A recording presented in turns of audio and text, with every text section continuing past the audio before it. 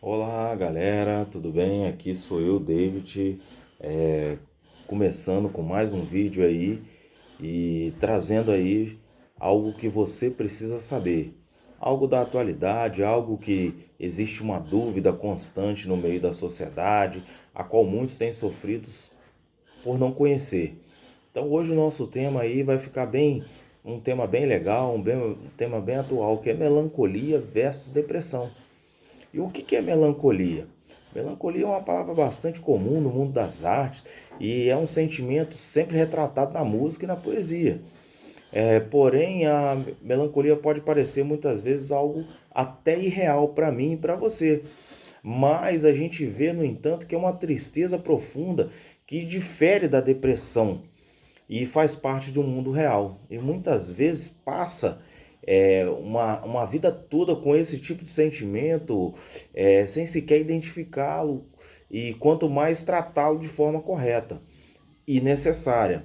Mas a gente vê que há uma importância do cuidado com a saúde mental, tem ganhado bastantes adeptos, tem ganhado bastante destaque, tem sido evidências, né, nas mídias, nas redes sociais, deu essas doenças mentais.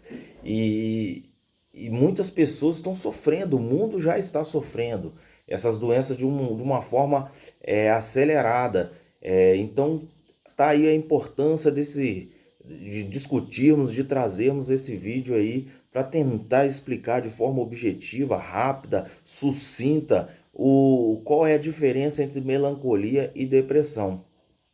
Então nós vemos que e cada vez mais muitas pessoas estão finalmente derrubando os mitos em torno de doenças emocionais e despertando a consciência para os tratamentos psicoterápicos.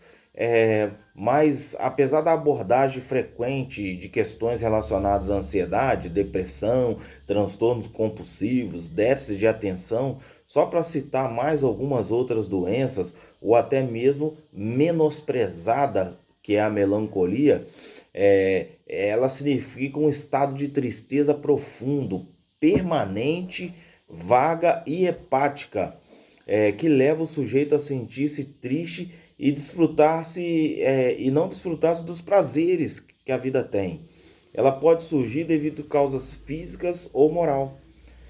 Então vamos explicar um pouquinho mais a diferença, porque a melancolia ela fala que é uma tristeza profunda, mas ela não é uma tristeza, simplesmente uma tristeza. Então eu gostaria de relatar, trazer algumas diferenças para você.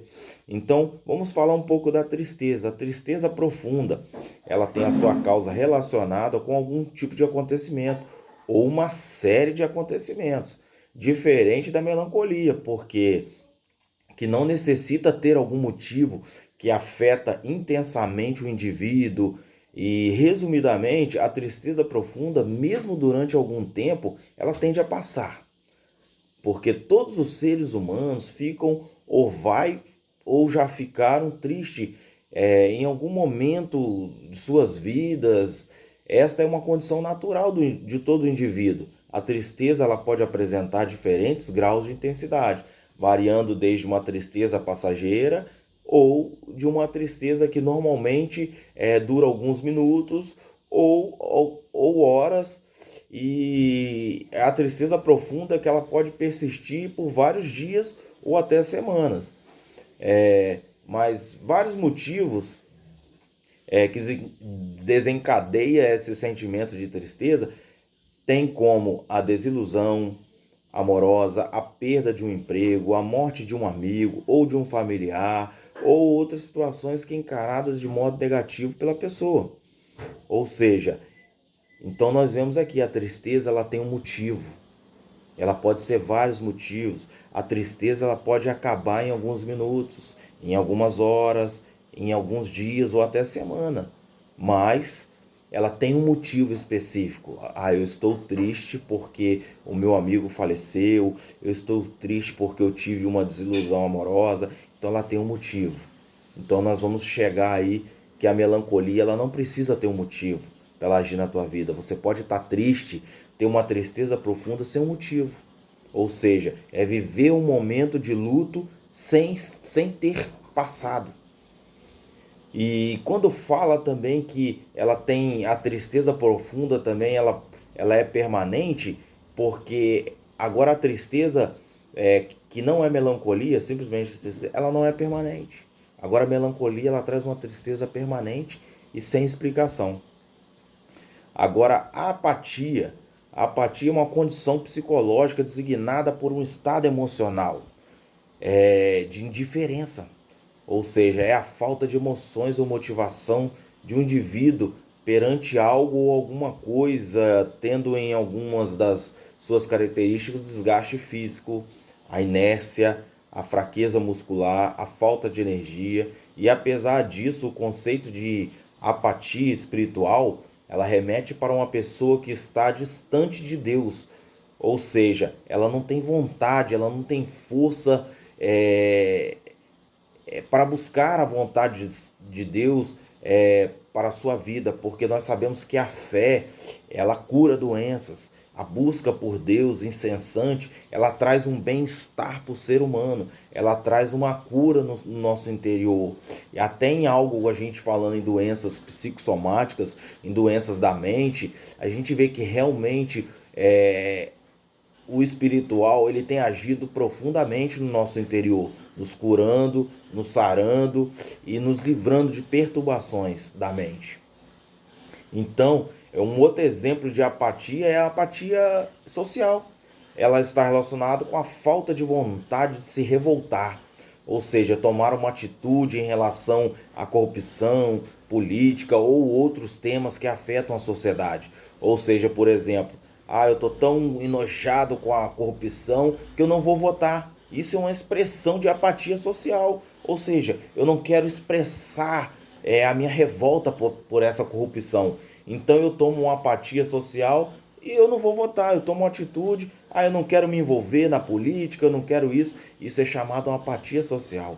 Então também ela não tem nada a ver com a melancolia, porque aqui tem um motivo, a gente vê que tem vários motivos, e a apatia ela é uma condição psicológica, entendeu? Ela pode estar designada a um estado emocional de indiferença, indiferença por algo, indiferença por alguma coisa, indiferença por uma busca, mas a melancolia nós vamos ver que é bem diferente, porque a melancolia ela pode ser considerada até uma depressão, por muitos achar que está passando por uma melancolia e achar que está passando por depressão, pois possui os mesmos sintomas. As pessoas não se interessam por nada ao seu redor, nenhum acontecimento traz prazer ou alegria, e a vida deixa de ter interesse.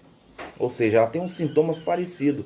Então a depressão ela pode confundir com a melancolia, porque a depressão ela é uma doença também psicológica de caráter neuroquímico, ou seja, o indivíduo depressivo não precisa de nenhum motivo específico que lhe cause o sentimento de tristeza.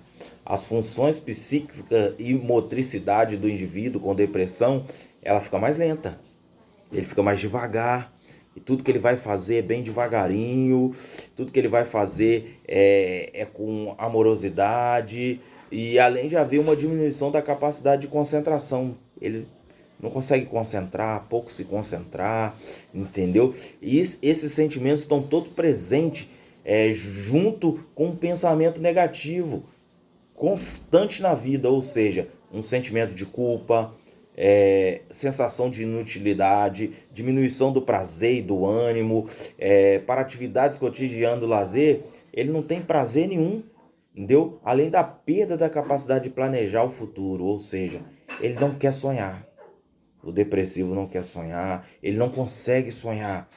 Então a gente vê que a depressão ela é muito mais profunda do que a melancolia.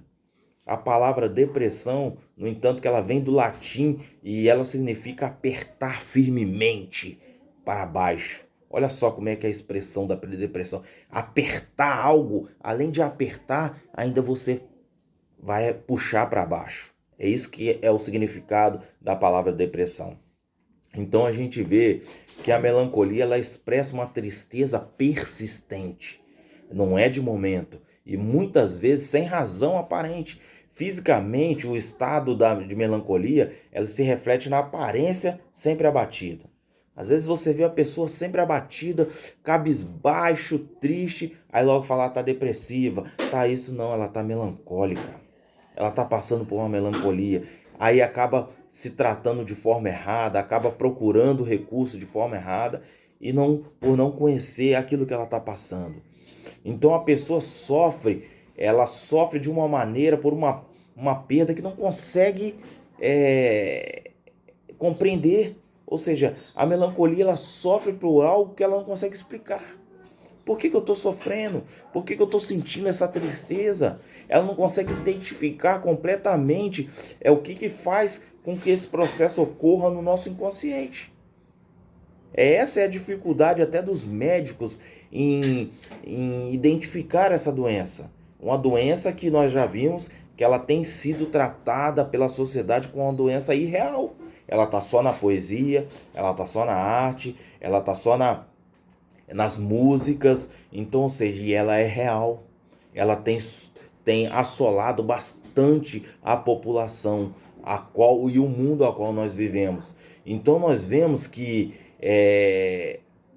à medida que o luto é considerado um processo natural e saudável, o luto é um processo natural. Todo mundo vai perder alguém. Ou seja, ele é um processo até saudável, ele torna-se saudável. Só que a melancolia é considerada é considerado patológica a necessidade de abordagem de tratamentos distintos. Ou seja, o próprio Hipócrates, ele definiu então a doença a partir de um conjunto de sintomas como tristeza profunda, olhar fixo no infinito, perda de apetite. E séculos depois, o psicanalista austríaco Sigmund Freud, ele definiu a melancolia como um luto sem perda. Ou seja, eu estou vivendo um luto, eu estou vivendo um momento de tristeza, mas eu não perdi nada. Nada aconteceu.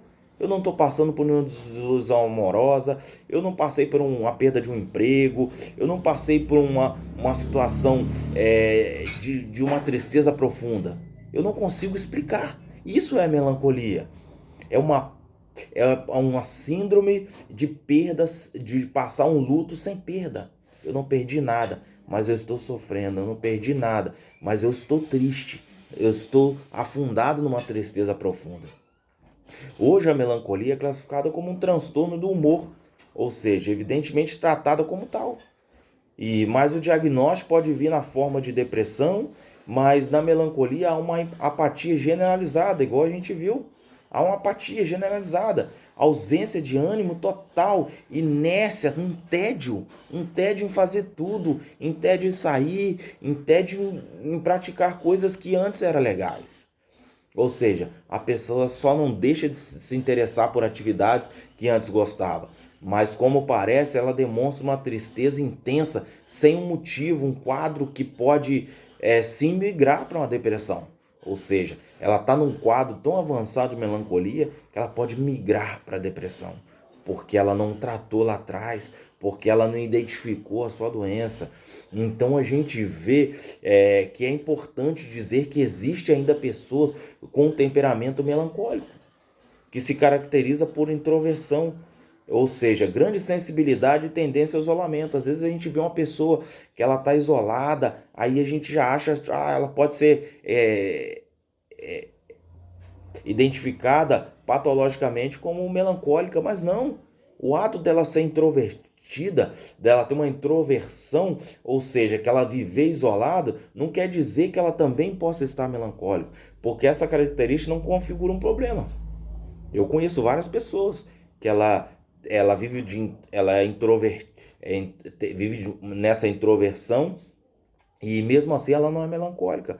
E qual é a diferença? O que configura um problema seriamente na introversão?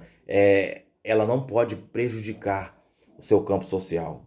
Tem pessoas que querem ficar isoladas no cantinho dela, mas ela tem um momento social dela. Ela sai lá para ir no cinema, para ver um filme. Ela sai para ir para a escola estudar, para ir para trabalhar. Ou seja, aquele fator de isolamento dela, ela não se torna uma melancolia porque aquele fator não atrapalha a vida social dela, não atrapalha o desenvolver do dia a dia, do cotidiano. Então a gente vê que é profissionalmente ou afetivo, ou seja, ela não tem problema afetivo com a família, ela não tem problema com os conhecidos, mas ela gosta de ficar no cantinho dela, isolado, ali no tipo assim, no quadrado dela. Então a gente vê quando associados os pensamentos negativos e sentimentos de inferioridade frente a dificuldades ou frustrações, o estado melancólico pode evoluir. Pode evoluir até, igual a gente já viu, até migrar numa depressão. Ou seja, depressão versus melancolia. O tema de hoje. Então, qual a diferença entre depressão e melancolia? As dúvidas comuns em relação ao tema são muitas, porém a melhor forma de diferenciar os dois estados a gente vê que é utilizar parâmetros como duração de intensidade dos fatores desencadeados. A depressão é desencadeada por fatores químicos, genéticos e hereditários.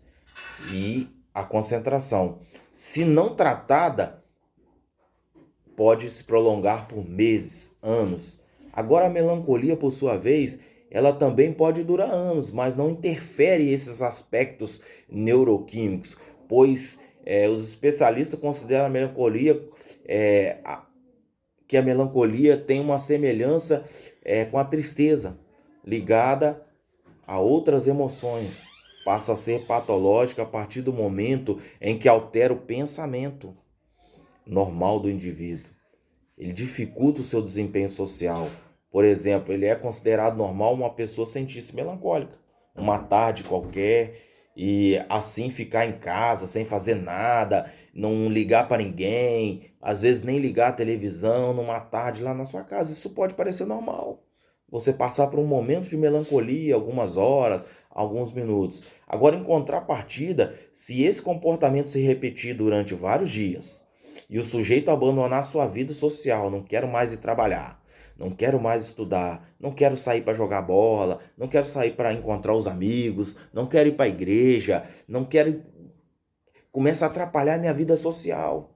Até as obrigações começam a ser deixadas de lado. Então a melancolia passa a ser uma doença que requer um tratamento, requer uma atenção bem melhor. Então a gente vê que a melancolia ela teve a sua origem descoberta através dos especialistas. E eles apontam que os chamados transtornos de humor já são conhecidos há milhares de anos. E as descobertas e estudos acerca desses males, com o passar do tempo e a evolução da ciência, deram origem à denominação de diversas doenças, a denominadas diversas doenças, como a depressão, por exemplo. O médico grego Hipócrates, do século V a.C., defendeu a melancolia como bilis negra, ou seja, um dos 4 humores corporais que na sua teoria constitui por sangue, ou seja, fleugma, bilis amarela e bilis negra. Para Hipócrates, o planeta Saturno exercia uma influência no humor do ser humano, ou seja, levava o baço a expelir bilis negra em excesso, causando melancolia, sendo que o equilíbrio ou desequilíbrio desses responsáveis pela saúde, a eucrásia, que é a enfermidade, ou a dicrásia, que é a dor de um indivíduo, ou seja, na psiquiatria, a melancolia é uma síndrome mental que se caracteriza pela sensação de impotência, inutilidade, pensamentos negativos, dificuldade de concentração, falta de apetite, ansiedade, insônia, ideias constantes de morte. Pessoas com sintomas de melancolia falam de si próprias como inúteis. Elas são incapazes de amar e fazer algo para si mesmo, fazer o bem, fazer a coisa que é certa para os outros. Elas são incapazes, elas ficam estagnadas. Ou seja, além de ser pessoas irritantes e com hábitos chatos, que ninguém quer ficar perto de alguém melancólico. Alguém que tá, tipo, a gente fala assim, tá na bad, tá mal. Ele tá melancólico. Ele tá naquela tristeza que nem ele consegue explicar. Então a gente vê que a melancolia ela é um dos sintomas da psicose maníaca depressiva. Então a gente vê que no período da Renascença e do Romantismo, a melancolia era considerada uma doença bem-vinda. Ou seja, olha só o que a gente vê ao longo do tempo. Ela era considerada uma doença bem-vinda e a melancolia era um estado emocional apreciado, pois representava uma experiência que enriquecia a alma. Ou seja, Sigmund Freud, em seus estudos sobre o superego, deparou-se com algo conhecido na época como melancolia. Segundo Freud, a melancolia assemelhava-se ao processo de luto, mesmo sem haver o luto. Ou seja, sem necessariamente ter uma perda, senão uma carência narcisista. E falando em carência narcisista, o que a gente vê? Alguém que está sofrendo por algo que ele não consegue explicar, que aquele sofrimento começa a incomodar as outras pessoas, seus familiares em casa, começa a preocupar o outro, porque ele está triste, o que está causando, ou seja, no interior dele nem ele consegue explicar. Tipo assim, o eu, o eu, o eu.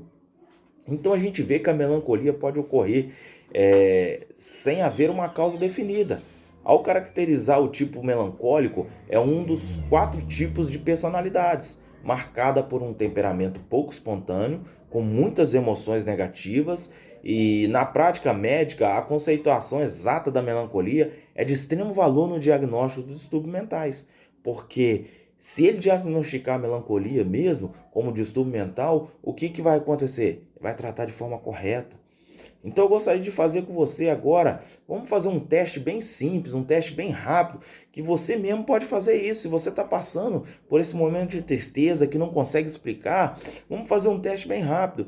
Eu vou falar agora 2 questionamentos e pelo menos um desses 2 questionamentos você tem que aceitar, você tem que estar passando por ele, ok? Então o primeiro é o quê? Falta de prazer nas atividades diárias.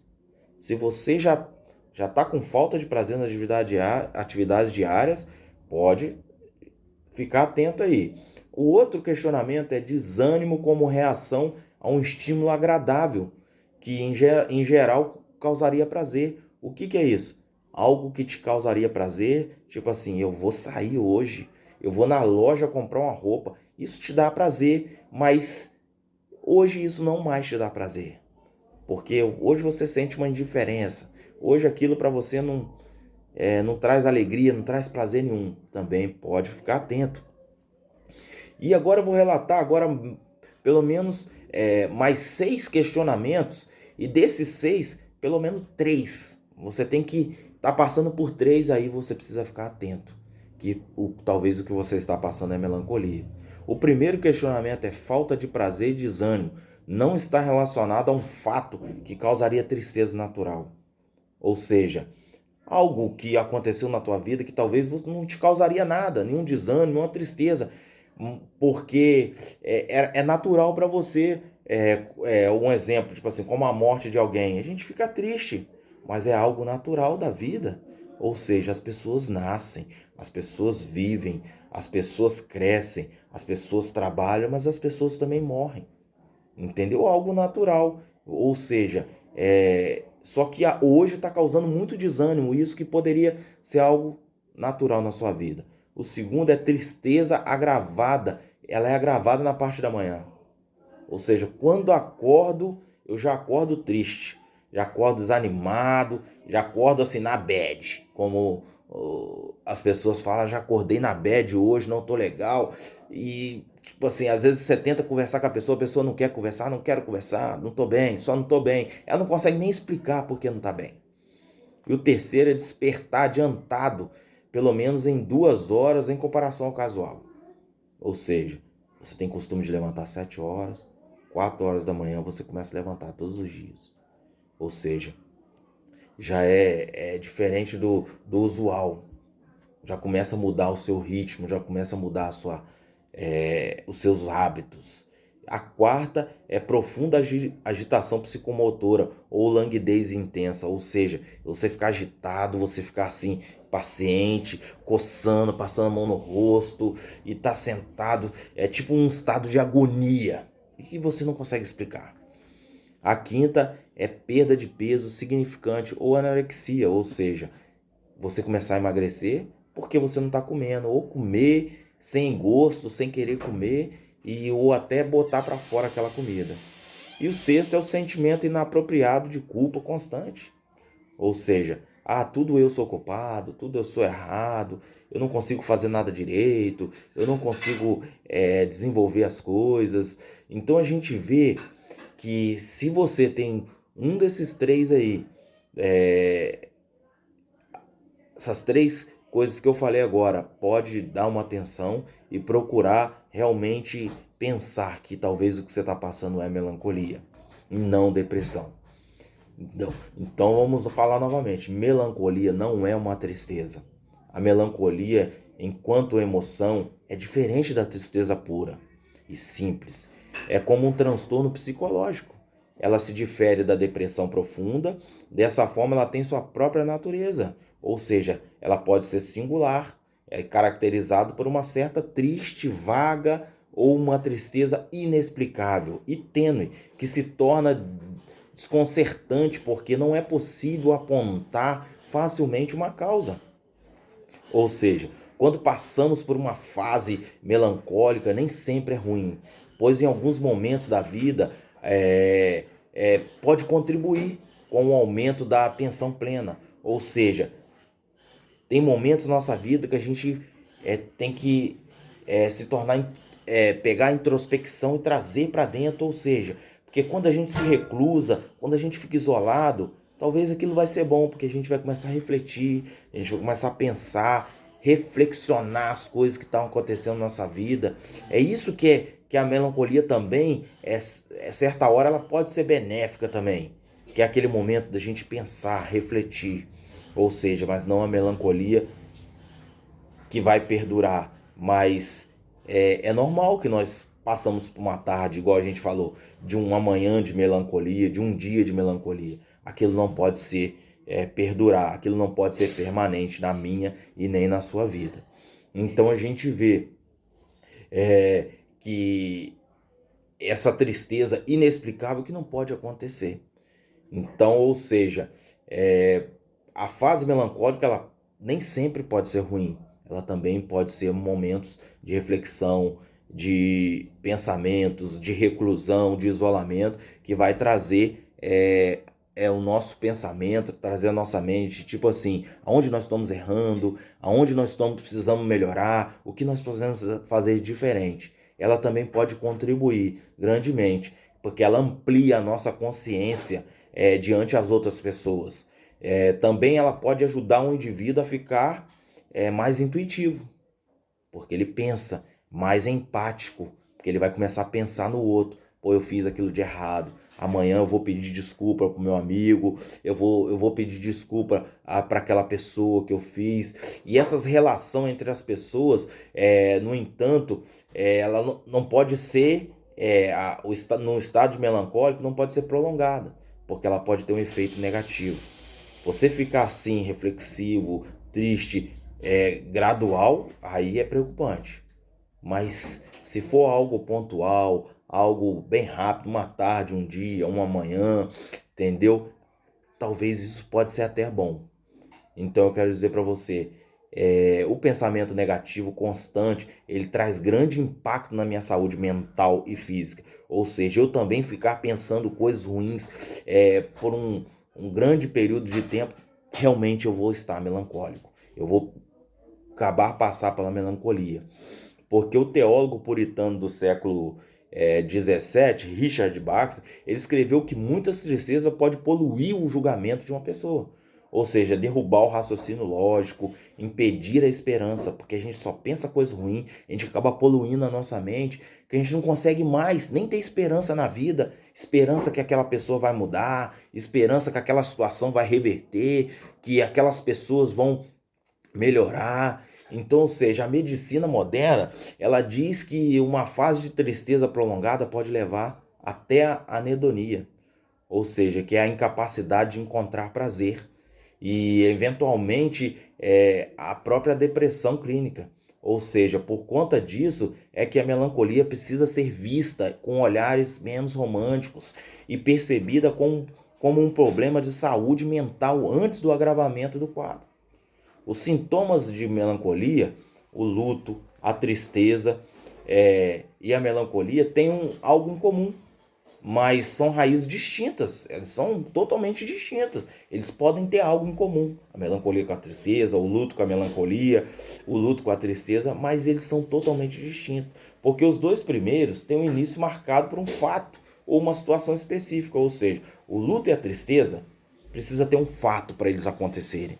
Precisa acontecer algo para que você fique triste ou porque você passe pelo luto. Agora, a melancolia, ela já não parece uma tristeza sem fim. Ela é muito pior do que isso, porque ela tem uma tristeza que não teve começo. O luto, você está triste porque ele teve um luto, alguém faleceu. A tristeza, porque algo aconteceu em sua vida. Mas a melancolia é uma tristeza sem fim, porque ela sem fim e sem começo, ou seja, ela não tem nada, ela é inexplicável. E quem passa muito menos consegue distinguir isso porque está triste. Então a gente vê que, embora não seja possível apontar muito bem as causas da melancolia, os sintomas são facilmente identificados. A melancolia se manifesta como uma apatia generalizada, uma apatia pelas coisas. Começa aí. Há uma indiferença pelas coisas. Ou seja, essa apatia ela vai trazer o indivíduo melancólico viver uma melancolia com crises e surtos. O que é viver uma melancolia com crises e surtos? Ela apenas se resigna em suas tristezas, sem encontrar um porquê e tampouco sem o mínimo desejo de explicar esse sentimento. Ela não quer conversar, ela não quer explicar o que ela está sentindo, ela não quer falar porque ela nem sabe para ela. Ela não consegue distinguir o eu. Então, a gente vê que evitar que a melancolia se aprofunde também é algo importante. E para que evitar que ela se aprofunde, a gente precisa conhecer, a gente precisa saber, assim, perceber que existe algo de errado com o meu estado de humor. O que você pode estar se tornando uma pessoa melancólica. Ou seja, seu nível de consciência para o problema lhe permitirá, com um pouco de esforço, a iniciativa tomar atitudes que evitam o agravamento dessa condição. E para evitar que a melancolia tome conta da sua vida, são necessárias medidas simples e até bem comuns, das quais só tem falado e realmente podem beneficiar a saúde física e mental de qualquer pessoa, ainda que com problemas e condições diferentes. E essas medidas sabe quais são? São medidas simples. Comida saudável. Embora pode parecer um tanto clichê eu falar comida, tratamento, prevenção, agravamento da melancolia, sim, porque nós sabemos que nós somos o que nós comemos. Ou seja, tudo começa pela alimentação saudável, natural e rica em nutrientes essenciais para o nosso humor, como vitaminas, minerais. Sabemos que as reações químicas do organismo têm influência direta sobre o nosso emocional. E por isso sempre se deve bater na tecla que aquilo que comemos e bebemos pode evitar ou agravar problemas de saúde mental e emocional. Outra medida é o corpo em movimento. Outro aspecto bastante importante é quanto à prática de atividades físicas, que todos nós sabemos que é importante e benéfica, mas que quase sempre acabamos ignorando e deixando para depois. Sempre falamos assim, e nunca chega esse tempo. Se você tem sentido melancólico, que tal começar já a mexer seu esqueleto e ver os resultados que também na sua mente, entendeu? Vai ter uma evolução bem grande. Outra medida é buscar por uma religião. Os pensamentos e sentimentos eles se entrelaçam, eles se cruzam. E é por isso que cercar de coisas agradáveis, felizes, é importante para evitar a melancolia. Tente ao máximo afastar de notícias ruins, de pessoas negativas, tentando elevar seu pensamento para o bem, cultivar a esperança. Uma boa opção é buscar sempre em lugares onde haja esperança e fé, pois o momento, quando buscamos um tratamento mediante a fé, nossa força, ânimo são renovados. Ou seja, a religião pode ser um ótimo hospital e Deus terá um remédio essencial que é o amor. Sabemos que nem sempre é algo fácil, mas vale a tentativa pelo bem-estar da saúde mental. Talvez você pode pegar todas essas medidas e falar assim, não é fácil, não é difícil fazer movimento, mas eu digo para você, vai valer a tentativa, porque para o bem da minha saúde mental, para o bem de eu estar bem com as pessoas. E a outra medida é a psicoterapia como prevenção. Apesar de ser vista pela maioria das pessoas como um tratamento psicoterápico, também é uma forma eficaz de prevenção de diversos males, pois estimula o autoconhecimento e descortina muitos aspectos da psique, ou seja, nos permitindo descobrir verdadeiras causas dos problemas emocionais. Se a terapia e o acompanhamento psicológico fossem realizados como uma forma de autocuidado, da mesma forma que cuidamos da nossa beleza externa, ao invés de serem vistos apenas como tratamentos para doenças que já instalaram, muito sofrimento seria evitado. Nós sabemos que falar, conversar, se expor, tentar explicar o que sentimos, o que está passando na nossa mente, sabemos que isso nos ajuda. A própria Bíblia diz que devemos confessar os nossos pecados uns aos outros, ou seja, dividir o nosso fardo, dividir as nossas dores, aquilo que nos pesa as costas. Entendeu? Essas são as medidas. E o tratamento? Qual é o tratamento para a melancolia?